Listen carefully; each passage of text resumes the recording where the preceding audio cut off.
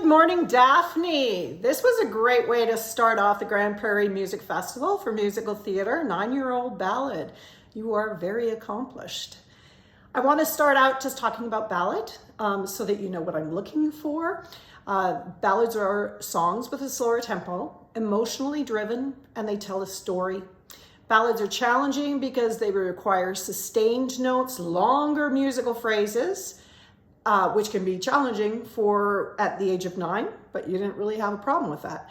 Strong storytelling skills. They can be dramatic, romantic, nostalgic, or even funny. You had elements of all of that. So it was a real complete performance, great movement, singing, nice and clear. Your words were nice and crisp. There were lots of facial expressions and comments and reactions, which is what I want to see in a story. I loved when you did Like Someone Else I Know. It had a lot of attitude. Loved it. I'm Still Waiting. This made me giggle. Both times I watched the video. I like your singing. Lovely bright top. At the end, it was really nice. I think you could use your voiced consonants more. These are consonants that have actual pitch. They sound, if you put your fingers here, like or v. You can feel it vibrate. These consonants help us connect to our core, and this comes in handy because this is what fuels our singing. So at the very end, you can use, I know it's today. You can really use those consonants to connect to your low body and really make your voice soar. There's one place I wanted to see if you could get a little goofier. When you do My Knight and His Steed. Again, you can use that sound to get that nice, tall, bright sound that you want on the top. You can also use a puppy whine. You kind of feel it in this front area, and do My Knight and His Steed. This is kind of almost like a rock and roll or soul. So I would rock out with it and see if you can find a little bit of Aretha or Little Richard.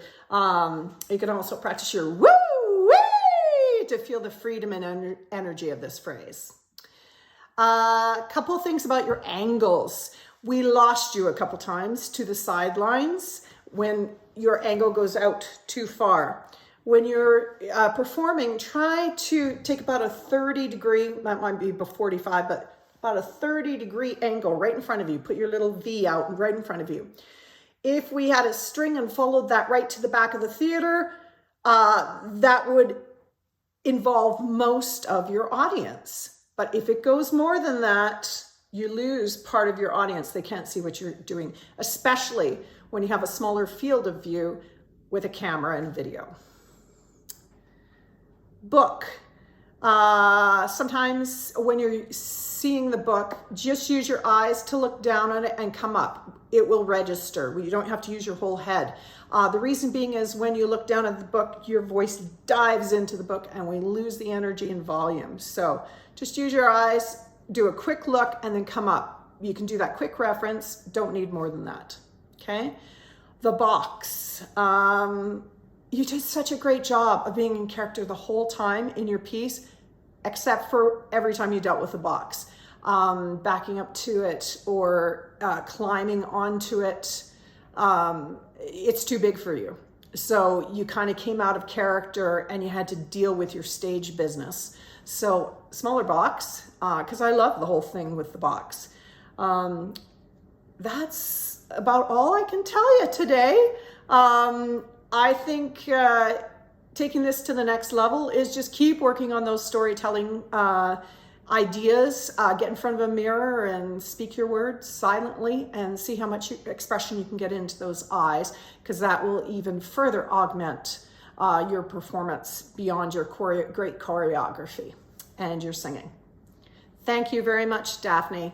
Great performance.